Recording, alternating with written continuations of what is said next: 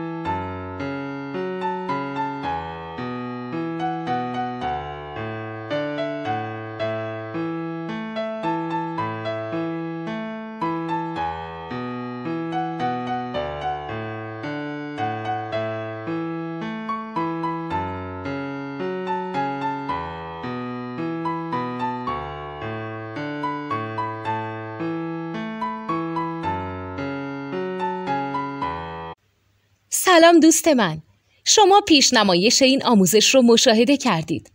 برای دیدن آموزش به صورت کامل میتونید به وبسایت نوت 2 که مرجع آموزش موسیقی هست مراجعه کنید.